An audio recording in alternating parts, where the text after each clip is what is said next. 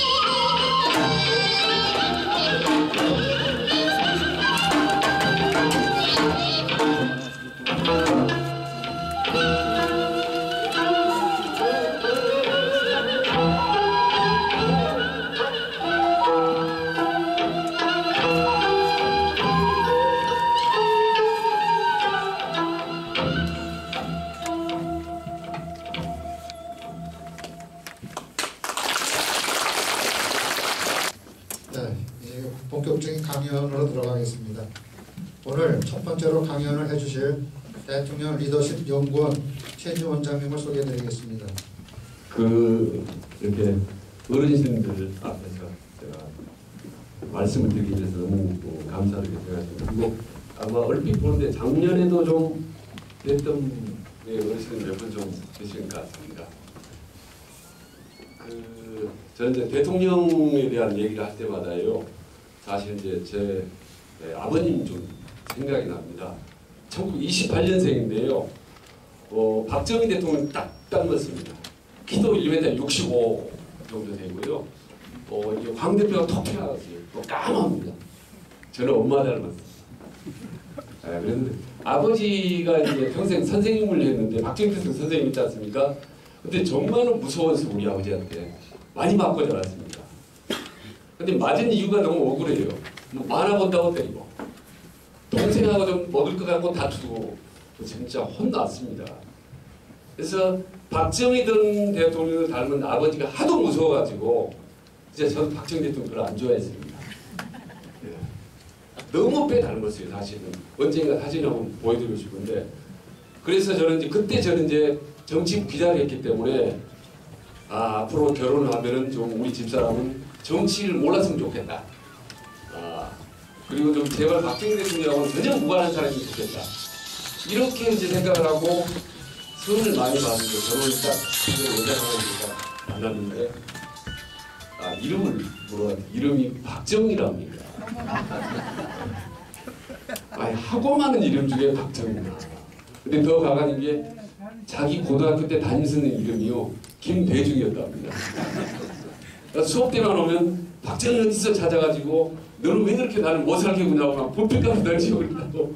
그래서 수학을 관심을 못 가져가지고 좋은 대학 못 갔다고 이렇게 얘기합니다. 그래서 결혼을 해서 첫애를 낳았는데요. 애가 이제 거꾸로 들어섰어요. 그래서 수술을 해야 되는데 수술 날짜가 언제냐 알아봤더니 5월 16일이랍니다. 5.16 날.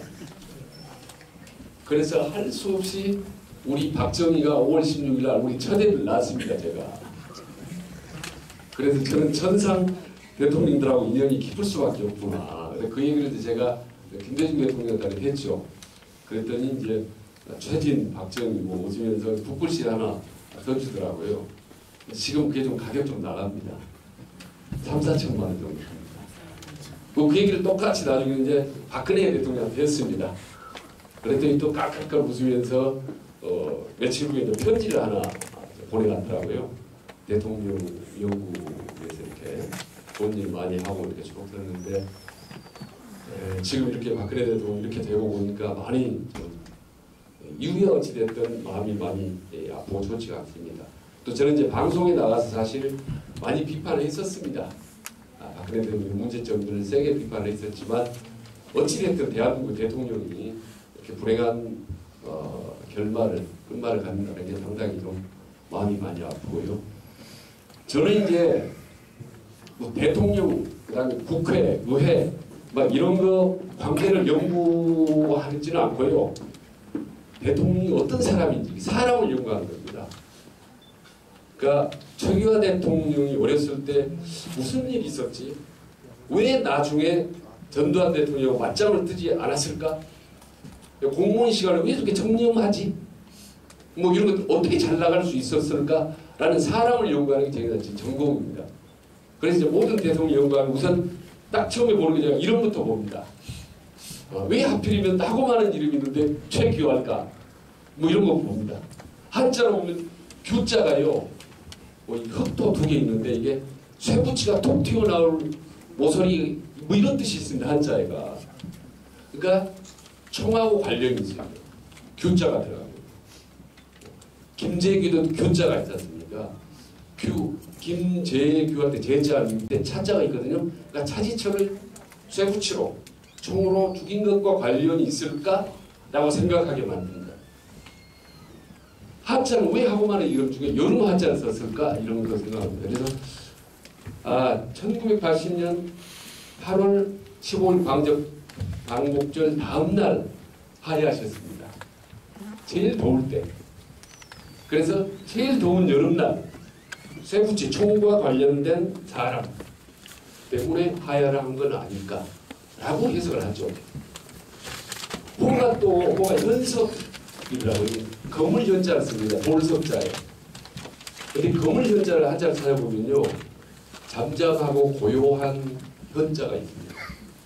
잠잠하고 고요하고 묵직한 돈. 최규하 대통령의 삶과 리더십하고 딱 맞더라고요. 그럼 문재인 대통령도 저는 보죠. 그럴 문자를 쓰네. 그럴 문자가 들어가는 사람 되게 사람이 약하고 유약합니다. 부드럽고 우유부단하고 그런 점이 있어요. 근데 뒤에 제 인자가요, 호랑이 인자입니다. 상당히 고약한 성질, 강한 기질도 있겠네. 이렇게 이제 해석을 하기도 하고, 그 다음에 이제 안철수도 편안함을 앉지 않습니까? 사람이 편안하죠. 그 다음에 수가 빼어날 숫자입니다. 서울대학교 나왔죠. 집안 좋죠. 의사죠. 모든 게 빼어나는데 가운데 철자가 들어가 있다고. 철학할 때 철자입니다. 철학적인 사고. 정치하고 상당히 안 맞죠. 이제 여담이나 에피소드 비슷한 것 같지만 이 모든 것까지 제가 연구하는 게 제 주로 전공입니다.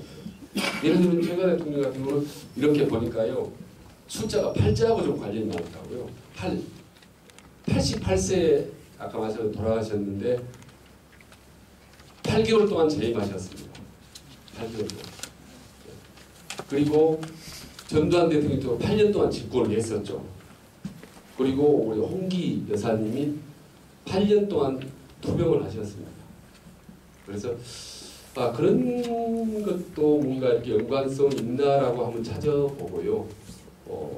다만 이제 제가 항상 주장하는 게 88세라는 긴 게 사셨는데 우리나라 대통령이 세 번째로 오래 사셨습니다. 윤보선 대통령이 94세, 이승만 대통령이 90세, 그리고 88세가 세 번째로 오래 사셨는데 이 긴 세월 동안 사시면서 너무나 많은 일을 하고 업적이 많은데 딱 8개월 동안 이 8개월 동안 대통령 했던 거 요것만 가지고 최규하 대통령을 다 평가한다. 이거는 문제가 있다. 전체를 두루 다 봐줘야 된다고 보는 겁니다. 특히 만약에 8개월이 아니고 4년 동안 혹은 5년 동안 대통령을 하셨으면 어땠을까? 어떻게 생각하십니까? 상당한 어마어마한 업적을 남기지 않았을까요? 그리고 대과가 없어요. 큰 과오가. 솔직히 말해서 제가 이제 청와대 근무했던 김대중 대통령도 업적도 많지만 과오가 있지 않습니까? 여기 말에 모든 대통령이 치명적인 과가 다 있는데 최규하 대통령 과가 없어요. 솔직히. 뭔가 우유부단하다, 결정적인 못하다 이런 논란의 여지는 있지만 결정적인 과오는 없었다는 점에서 오히려 그런 부분을 높이 평가해야 되지 않을까. 그런 생각도 이제 해보고요. 이제 하나 제 전공 관련 덧붙이면 예를 들면 이제 어르신들이 있으니까 굉장히 물 한 번 주십시오. 따뜻한 물 한 주시면 감사했고요. 예를 들면 이승만 대통령 죄송합니다. 링컨 대통령 아시지 않습니까? 링컨 대통령이 세계에서 최고 모든 역사상 가장 위대한 점이 하나 있습니다. 이 남북 흑인 노예 해방이 아니라요. 유머 제일 잘 웃기는 대통령입니다. 근데 저는 이제 그렇죠. 왜 링컨은 그렇게 자주 웃길까? 유머가 많을까? 이걸 연구하죠. 봤더니요. 그 부인이 마리 부엌 여사 링컨 대통령의 마누라가 정말 지독한 여자입니다. 표독하고 화가 나면요. 할퀴고 때리고 달라듭니다. 그리고 취미가 주로 사치 낭비. 이 장갑 같은 것들요. 한 100켤레씩 삽니다. 요즘 걸로 하면 한 10만원, 20만원짜리. 네. 그리고 집 자주 뜯어고치고. 성질 고약하고 사치하고 낭비하고. 애들을 넷 낳았는데요. 셋이 10살 안팎에 다 죽었습니다.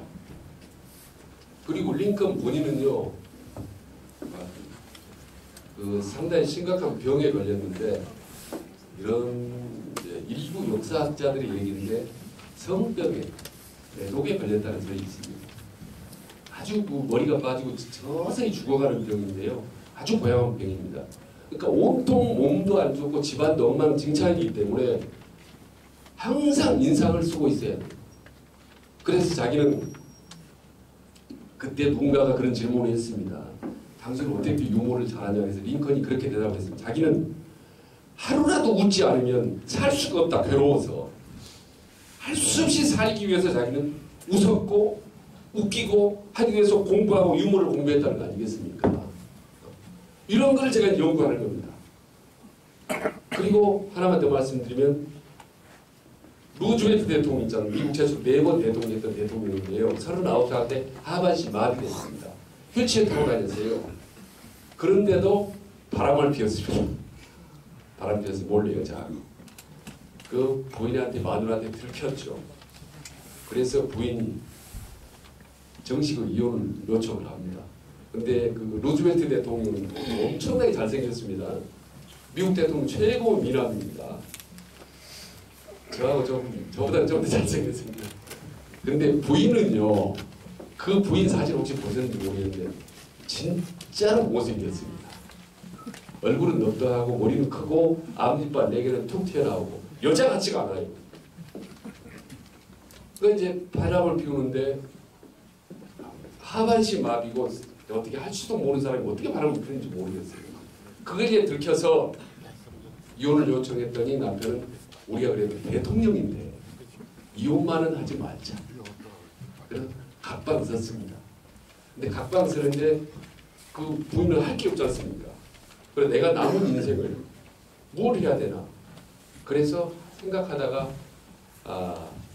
어르신, 나이 많으신 어르신, 그 다음에 여성들, 장애인들을 위해서 뭔가 일을 해보자 라고 해서 그때 정책도 만들고 법도 만들고 제도도 만들어서 그 법이 전부 토대갖고 오늘날에 있는 어르신의 사회복지, 복지제도, 사회보장금 이게 전부 기틀이 된 겁니다.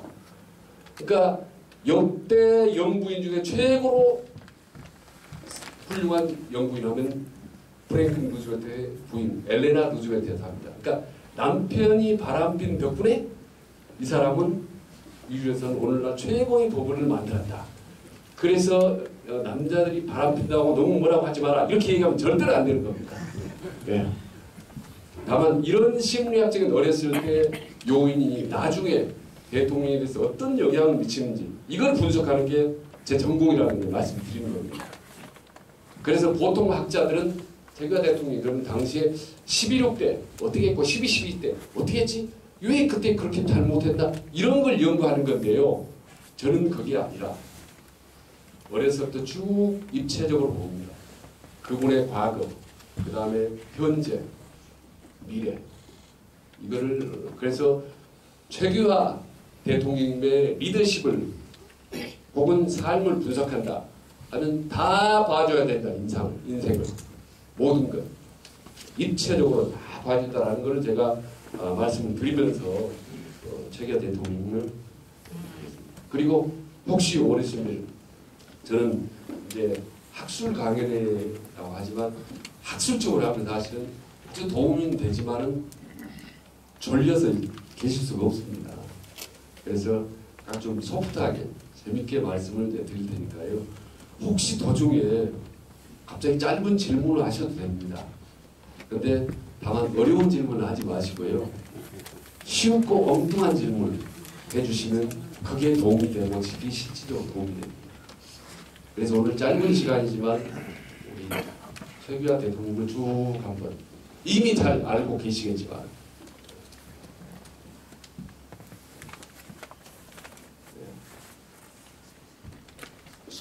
이거는 이제 다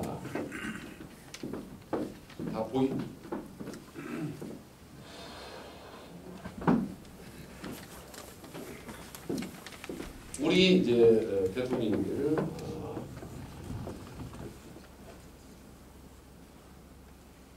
그래서 이거는 좀 어렵고 복잡한 거기 때문에 다음에 말씀드리도록 하겠습니다.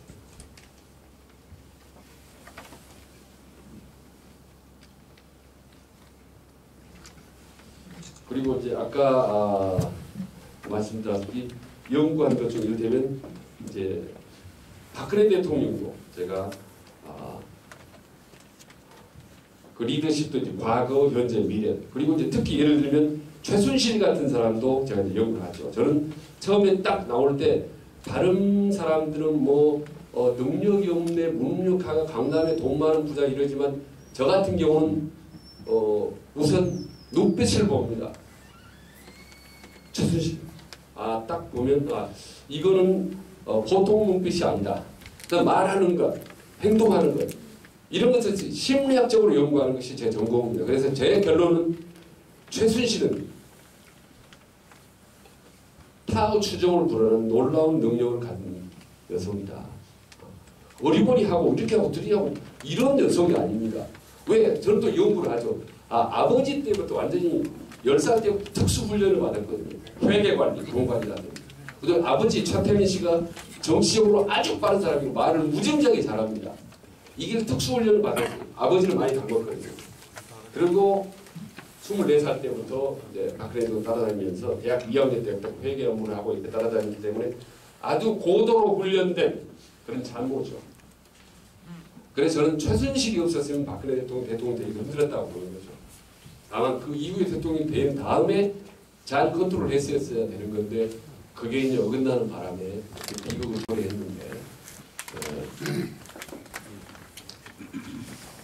우선요 저는 이제 일테면 아까 저거 인간 최기가 대통령 말고 봐야 된다. 그러면 첫째는 그분이 강원도 원주 출신이지 않습니까? 강원도 출신의 특징이 있어요. 제가 서울서 오래 살다 보니까 분명히 차이가 있더라고요.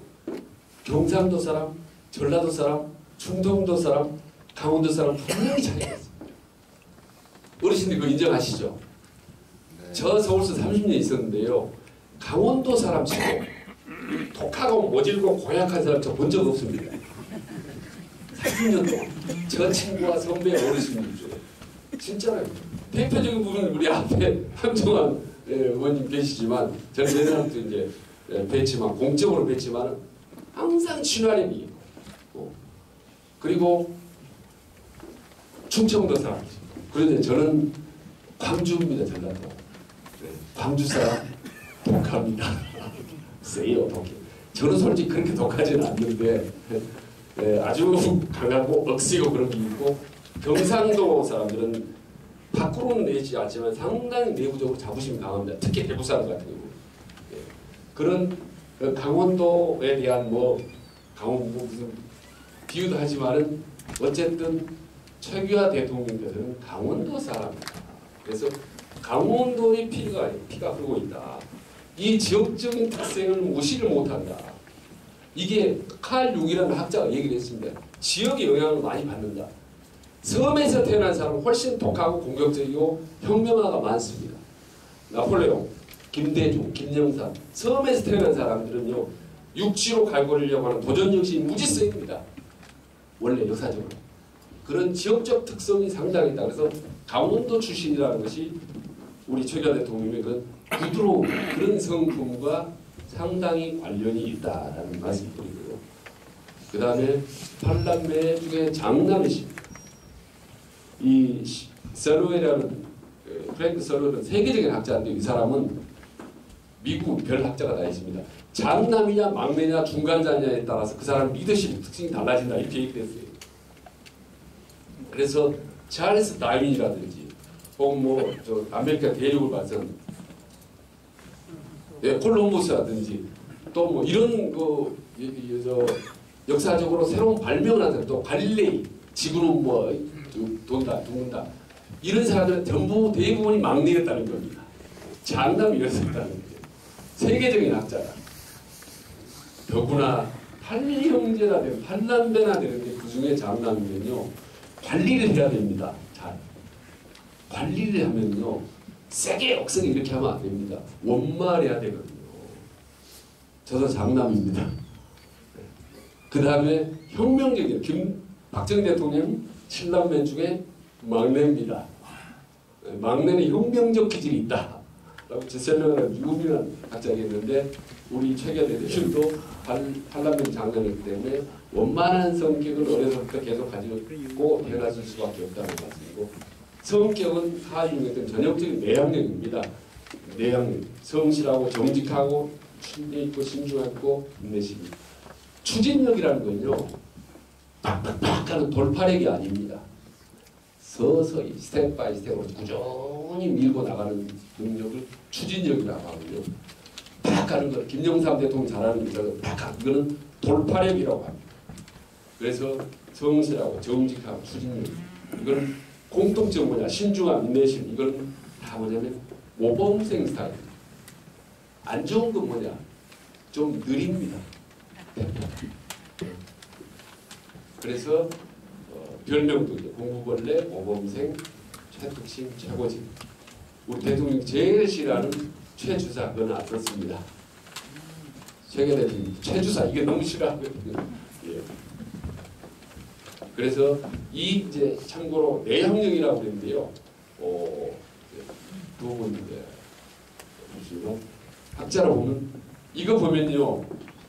이제 어렵지만은 칼 융이라는 학자가 외향형 내향형인데 쭉 읽어보면요. 요렇게 보면 우리 최규하 대통령 성격이 많이 나왔어요. 인내심이 있고 상당히 체계적이고 소극적이고 특징 좋은 점은 치밀하고 합리적이고 지적인 능력이 뛰어나고 인내와 용기가 있다. 인재를 잘 활용할 수 있다. 단점이 이제 현실하죠. 우유부단하다. 이런 이제 좀 단점이 있습니다. 이런 이제 외향형 이게 전두환 스타일입니다. 김영삼 스타일인 거죠. 추진력, 대중성, 뭐 순발력, 개혁성 이런 거 있지만 독선적이고 충동적이고 비합리적이고 모범적인 거죠. 그러니까 어느 게 좋다라고는 할 수는 없습니다. 다만 여기 보면 상당히 장점과 좋은 점이 많음에도 불구하고 안 좋은 점만 보게 되면 문제가 있는 것처럼 보이게 된다는 거예요. 그래서 우리는 항상 장점을 보도록 노력해야 돼요. 모든 인간이 장점만 다 있는 사람은 전혀 없습니다. 공직사로서 이제 최규하 대통령 아까 얼핏 우리 함정환 의원님께서 말씀해 주셨듯이 이 타고 추정을 불허하죠. 보면은 유능한 공직자인데 아까도 말씀드렸다시피요. 진짜 말단에서 과장, 국장, 차관, 장관, 국무총리, 대통령이라는 것은 대한민국 고사하고 세계에서 그런 유례가 없습니다. 밑에서 시작해서 대통령까지. 그 다음에요. 보면은 전부가 발탁에서 발탁 그쪽에서 만주국에서 있는 사람을 경상사무하고 온라인 서울대학교에도 발탁해서 데려왔어요. 우리 학교 들어오고 왔다 그래서 교수를 시키고 교수하고 있는데 또 미국 군정 쪽에서 해방에서 식량 관련된 과장으로 농림부로 이제 가다가 외교통상부에서 발탁을 계속 발탁의 역사로 갔다. 차관할 때 41살씩에서 그 당시 41살 차관이고 정말 어마어마한 거죠. 장관은 48살 때 하셨습니다. 그리고 차관은 이승만 정부장, 장관은 박정희 정권이었는데 박정희 대통령이 이승만 정권 때 차관한 사람을 쓰면 되겠다. 그건 안 된다. 라고 해서 처음에는 거부를 했었습니다. 근데 많은 공무원들이 한번 써보십시오. 놀라운 능력을 발휘할 겁니다. 몇 사람의 장관이 보장을 했습니다. 도장을 찍고 아닌 게 아니라 시켜봤더니 너무나 일을 잘하고 능력을 잘했다. 그래서 승승장구 청렴한 공직자라 이거는 누가 할 필요 없다. 근데요. 왜냐하면 요즘에 청렴한 공직자, 청렴한 대통령이 너무 없지 않습니까? 솔직히. 그래서 더 이제 빛이 나는 거고 50년 된 선풍기, 뭐 30년 된 뭐 볼펜 뭐 이런 거는 두말할 것도 없고 아니 쓰레기통에서 이렇게 우연히 봤다 만약에 메모가 안 되는 쓰레기통이 만약에 종이가 들어가 있다. 그럼 난리 나는 거죠. 뒷면에다 써야 되는데. 그 다음에 지금은 안 치면 달력 같은 거 뜯어서 썼지 않습니까? 그럼 달력 한 장짜리. 그것 뜯어서 가위로 잘라서 그 틈새에다가 전부 메모해서 메모지로 활용하고 아마 이러는 거는요 이제 요즘 대통령은 이미지 관리 차원에서 많이 검소한 척 깨끗한 척 많이 하거든요. 저렇게는 만들어서 절대로 못합니다. 그래서 청렴한 지도자 이 부분에 대한 부분은 아무리 우리가 강조해도 지나치지 않다라는 말씀입니다. 그다음에 이제 탁월한 외교관. 근데 저는 이제 그 외교관 하면요, 외교관 하면은 상당히 좀 세련되고도 이렇게 빠르고 눈치 빠르고 막 이럴 것 같은데 최규하 대통령은 외형적으로 좀 그러지 않지 않습니까? 좀 체격이 있고 그래서 느릴 것 같고 좀 순발력이 없을 것 같고 그리고 영어도 조금 못하실 것 같고 그러나 방금 말씀드렸지만 정반대라. 특히 이제 외교관 하려면 영어를 잘해야 되는데요. 미국 유학을 한 번도 간 적이 없습니다. 아시다시피 최규하 대통령 같은 경우는 처음에 아까 함정환 의원님 말씀하셨듯이 이제 만주에 갔다가 처음에 일본에 가서 공부하고 이제 만주 장교 갔다가 한국 들어왔지만은 이 영어가 고급 영어, 완전히 명품 영어입니다. 그래서 이제 그 호주라는 나라에 가서 영어를 할 때도 호주 국회의원들이 놀랬습니다. 자기는 영어 쓰는 나라인데 너무 영어를 고급 영어를 씁니다. 저걸 어디서 그런 영어를 배웠습니까? 그래서 이거는 일본에서 배웠고 또 한국에서 배운 겁니다. 이렇게 얘기하고 이광요라는 싱가포르 수상은 케임브리지 대학교를 나왔습니다. 세계 최고의 명문 대학에 나왔죠. 영어로. 근데 그 사람도 이광요 수상도 놀라서 최규하가 도대체 어디서 저런 최고의 명품 영어를 배웠냐라고 놀랄 정도로 합니다. 그래서 공직자 시절에 최규하는 너무나 많은 일화들이 있습니다.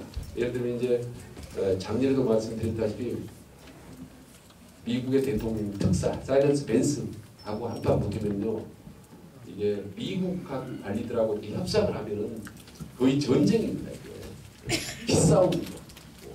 그래서 거의 그 기싸움을 하는데 1박 2일로 호박 3명 커피를 요즘에는 아메리카노지만 그때는 이제 블랙커피를 섞어서 살짝 섞어서 먹는 것을 20잔을 먹었습니다. 20잔을 먹으면서 협상을 하고 담배 피는 거 재떨이를 6번 받고 그리고 흐트러지거나 넘어지거나 졸리면 안 되거든요. 그리고 그때만 해도 줄담배를 피웠습니다. 담배를 계속 피워서 나중에는 그 사이렌스 벤스터포가 두서 들었습니다. 당신 체력과 그 추진력과 그 끈기 이거 내가 도저히 못 당하겠다. 그래서 그 당시에는 1억 달러 군사 운전을 받는데 그게 우리나라 군의 현대화하는데 결정적인 밑거름이었습니다. 그것도 아마도 여기 좀 잘 모르는 분들이 이제 많은데요.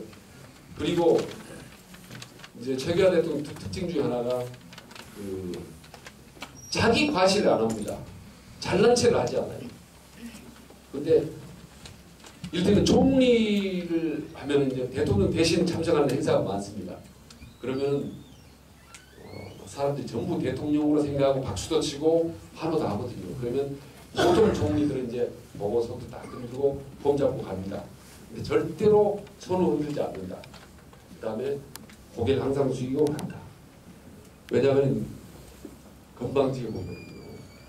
박정희 대통령이 없는 틈에 자기가 왕도로 사냐 이런 비판의 소지가 있을 수 있기 때문에 그런 것조차도 자기는 생각을 해서 세심하게 배려했다. 현직 대통령을 배려해서 그런 부분까지도 신경을 썼을 정도로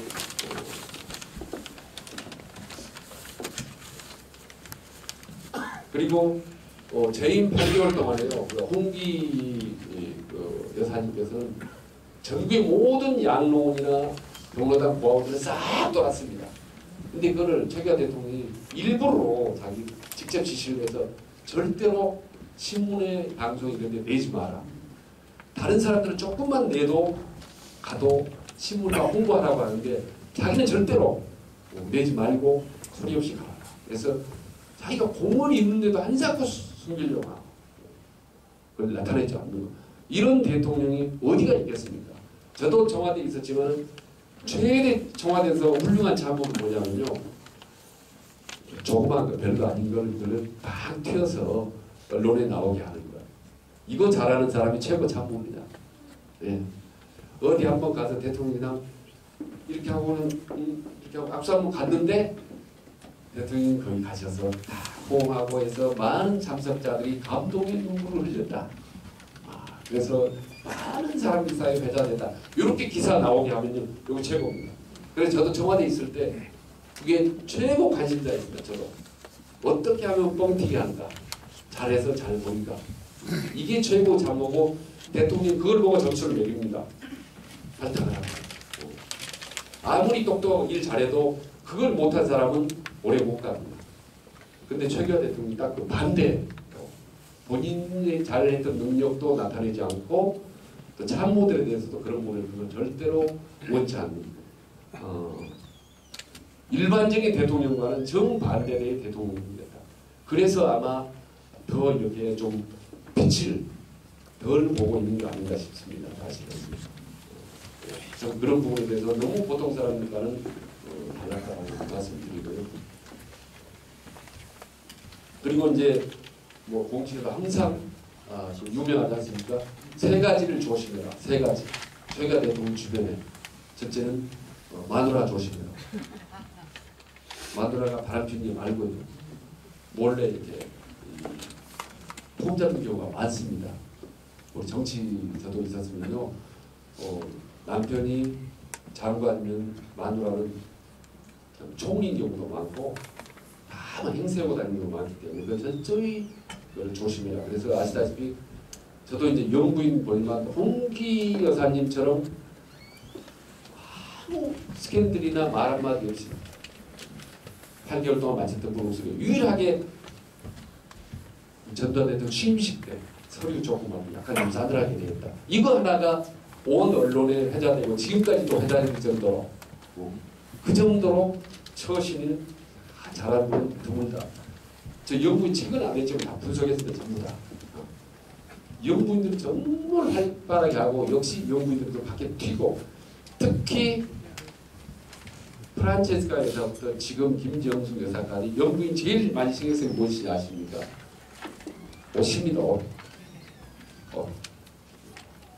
여자 영부인들은 옷이 잘 튀고 잘 입고 그래야 또 화사하고 본인도 기분 좋고 언론에 참 나오고 그 옷을 갖고 오늘은 빨간 거 입었네 오늘 입는데 이런 거 얘기하고 끊임없이 화제가 되거든요. 근데 홍기 여사님 옷을 한번 쭉 보시면은 항상 변함없이 수수한 색입니다. 그래서 홍기 여사님 역시 어떻게 보면 영부인의 모델이 될 만하다. 아마 8개월 아니라 아마 2년만 영부인 하셨더라도 정말 소리 없이 많은 역할들을 했을 가능성이 있는데 그게 좀 너무 아쉬운 대목이다라는 생각을 합니다. 그리고 이제 부인 조심하고 두 번째는 물론 자식 조심하라. 우리나라 대통령 치고 자식의 문제가 없었던 대통령이 없었던 것 같아요. 제가 보기엔 없었어요. 심지어는 문재인 대통령도 아닌 걸로 밝혀졌지만 논란이 소지에 항상 끊임없이 있었으니까 근데 이제요 자식들을 대통령이 자식을 관리할 수 있는 청와대에 민정수석실밖에 없습니다. 아무도 대통령 자식이 뭐라고 얘기를 못해요. 그 누구도 장관이든 총리든 그 누구든 유단의 민정수석실만 대통령들을 이제 친인척을 아들을 관리를 하거든요. 근데 왜 그게 관리가 안 되냐면 아시다시피 그 이제 아들들 되겠으니까 관리를 하는데 그 아들하고 제일 친한 사람을 비서관이나 수석을 앉혀놓습니다. 제일 가까운 그러니까 대통령 아들이 자기를 감시할 사람을 자기가 추천하고 제일 친한 사람을 놔둬요. 그게 관리가 되겠습니까? 전혀 모르는 사람을 놔둬야죠. 그러니까 제일 감시해야 될 게 감시가 안 되기 때문에 매번 매 정부마다 구멍이 뻥뻥 뚫리고 그렇습니다. 그래서 저는 우리 박근혜 대통령이 이제 가족이었기 때문에 오히려 그런 부분에 대해서 자유롭고 깨끗하게 가 있는데 참 생각지도 않게 그런 부분이 튀어나와서 그런 부분이 참 아쉽습니다. 공직자 최고위원으로서는 거의 제가 점수를 매긴다면 100점 만점에 된다면 거의 저는 뭐 짜게 줘도 한 95점 정도 솔직히 거의 완벽합니다. 아까 인간 최고위원으로서도 거의 95점 정도 줄 정도로 우리는 조상까지 다 뒤지거든요. 제가 연구하는 것. 근데 저 정도로까지 완벽하게 삶을 살아왔고 공직사회를 저렇게 완벽하게 할 수 있을까? 완전히 최고의 그런 우리가 이것이 방법을 갖췄다는 건데요. 다만 이제 요 부분에 공직자 적용 모델이다. 이거 이제 너무 잘 알려진 겁니다. 우리나라 전직 대통령들이요, 다 좋습니다. 정말 커요.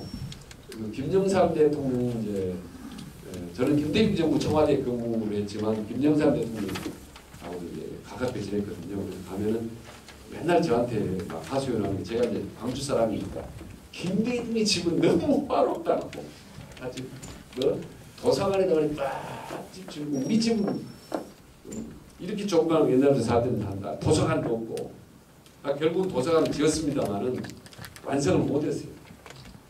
그 예산이 별로 없어가지고 그래서 이제 그 제시로 넘어갔습니다. 조금 아쉽게 생각하는데 그래도 최기하 대통령님 집에 비하면 김영삼 대통령 집도 궁궐이나 다름없죠. 아무리 그래도 이렇게 초라하고 검소하고 이런 대통령 집이 어디가 있습니까? 이런 부분들을 우리 애들 초, 중, 고등학생 모든 공직자들한테 좀 더 피부에 와닿게 좀 우리가 홍보를 할 필요가 있지 않을까 싶습니다. 이제 우리가 항상 아쉽게 생각하는 대통령 철교에 대한 평가, 그리고 이제 주로 학자들이나 연구하는 사람들이 이 부분만 가지고 많이 이제 매달리기 때문에 점수가 최기하 대통령 잘 나오지 않는 거고, 아까도 말씀드렸듯이 8개월밖에 하지 못한다는 부분이 매우 아쉬운 부분. 근데요, 10대 대통령이지 않습니까? 최기하 대통령이. 근데 사실은 임기를 이제 중간에 하야했기 때문에 제대로 채웠더라면 한 2년 정도는 하실 수가 있었는데, 전두환 대통령이 최고로 업적으로 내세운 게 단임했다는 거 아닙니까? 단임은 안 했습니다. 사실은. 연임했습니다. 2번. 11대 대통령하고 12대 대통령 했어요. 2번. 그래서 1년 하고 최기하 대통령 못하고 1년 하고 그 다음에 본인 거 7년 해서 8년 했습니다. 그래서 불과 8개월만 가지고 평가를 하는데요. 이번에 이제 대통령 최기하의 리더십을 우리가 한번 이제 보려고 합니다. 이 보면요, 이 자고로 보면 나폴레옹이나 징기스나 알렉산드나 역사적으로 영웅들을 보면 대부분이 공격적 리더십입니다. 나를 따르라. 근데 이 진두지휘형, 이 리더십 옆에는 반드시 관리형의 1급 참모도 있었습니다. 나폴레옹도 엄청나게 성격이 다혈질입니다. 그 전쟁 도중에 열애 편지 쓰고 뭐 이 노래 부르고 아주 한 번 화가 나면, 징기스칸 같은 경우는요, 점령지에서 화가 난다. 항복하라고 그랬는데 항복 안 한다. 그런 시를 말린다고 하지 않습니까? 동물을 물고 식물까지 다 불태우고 죽여버립니다. 이렇게 잔인한 사람들이 사실 영웅들이에요. 근데 그 옆에는 그래도 오늘날 존경받는 영웅이 될 때는 옆에 최고의 관리자들이 있었습니다. 그래서 탈레란 같은 경우는 외교관 출신입니다. 외교관 생활을 오래 했죠. 외국어도 잘하고 아주 합리적이고, 그 사람이 나폴레옹이 빌길이 낯떠서 흥분하려고 가라앉히고 돌격 앞으로 하려고 조금 기다렸다 하십시오. 라고 조절해주는 역할을 했습니다. 관리형. 징기스칸도 마찬가지로 씨를 말리려고 할 때 야, 이거 제가 기다리십시오. 여기서 관용을 베풀어야 됩니다. 항상 이렇게 되어 있고 아리스토텔레스 역시 20대 후반에 세계를 다 정복한 사람인데 아리스토텔레스 철학자가 중용의 철학자였죠. 서로 반대되는 정반대 성격을 가진 절제력을 가진 아리스토텔레스가 컨트롤해드려요. 그래서 과거의 역사적으로 보면 성공한 대통령, 성공한 지도자는 대부분 나폴레옹 스타일이었지만 독재자나 욕을 어마어마하게 얻어먹었던 사람들도 대부분이 이쪽이거든요. 왼쪽. 그나마 다행히 역사적으로 위인은 남았지. 대표적인 사람 누구 있습니까? 히틀러. 히틀러 비슷합니다. 이런 스타일이 성격이. 빗나가서 희대의 독재자가 됐지만 그러나 이 사람들은 역사적으로 이름을 널리 알리지는 못했지만 정말 영웅이 탄생하는데 역사가 굴러가는데 소리 없이 결정적인 역할을 했던 사람입니다. 저는 최기하 대통령 리더십 스타일을 분석한다면 이쪽 관리형이라고 보는 거죠. 그래서 이거를 조금 어려운 말을 우리는 시드니 후크라는 학자가 대세 주도형이라고 합니다. 대세 편승형인데요. 대세 주도형은 영어로 이벤트 메이킹 스타일인데 자기가 뭐든지 주도해서 앞장서서 나가는 스타일입니다. 뭐 판을 자기가 만들어갑니다. 아까도 말씀드린 전두환이라든지 또 노무현 대통령이라든지 김영삼 대통령 이런 스타일입니다. 대세 편승형은 큰 흐름에 타고 가는 스타일입니다.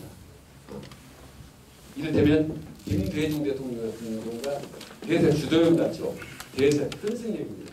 시대 흐름을 따라가고 그게 맞게 얘기하고 최기하 대통령이라든지 큰 흐름을 그래서 대세 주도형은 이런 이제 포퓰리즘이 성격이 강하고 아주 개혁적이고 시대를 이끌어가는 특성이지만 수많은 희생이 따르는 거고 많은 평지풍파가 있고 사건 사고가 생기는 거고 대세 편승 조용하게 시대 흐름을 따라가는 사람입니다. 이걸 이제 라수엘이라는 학자가 얘기하는데 나폴레옹이나 징기스칸이나 알렉산드나 대성이나 선동가인 다 같은 사람입니다. 선동가인 아시겠죠? 포퓰리즘 나를 따라하고 국민들이 마음에 맞는 걸 하고 이게 꼭 나쁜 것만 아닙니다. 그러나 많은 문제점을 생기는 거죠. 막내 스타일입니다. 막내 스타일들, 막둥이 스타일들. 그래서 선동가인. 근데 최기하 대통령 같은 행정가형 스타일. 조용하게. 제가요 이제 아버지 어머니였는데 우리 아버지는 요 스타일입니다. 우리 아버지는 진짜 학교 선생님인데 군인 경찰에서 아버지 우리 아버지 크게 한판 했을 사람입니다. 그 전국에 군대 다니면서 강의 가셨고 그때 저 박정희 대통령이 군인실을 때 거기도 가봤대요. 그랬더니 연단위원 뒤에가 이렇게 높은 게 있더래요.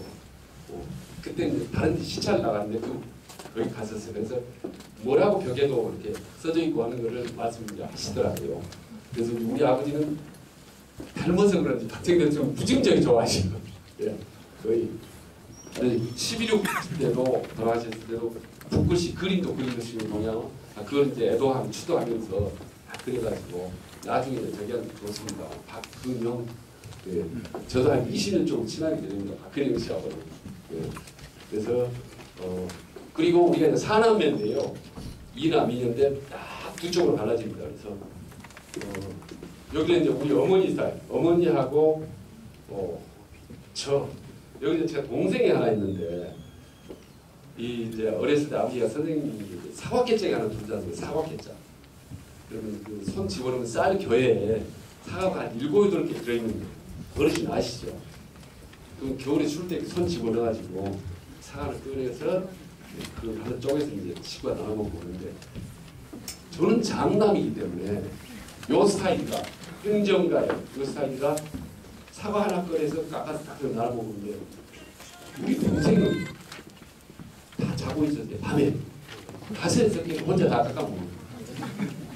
그래가지고 울고 있어요. 아침에 왜냐면 배탈 나갖고 무슨 음식만 있으면 일단 먹고 먹는 거예요. 배탈이 나든 말든 간에.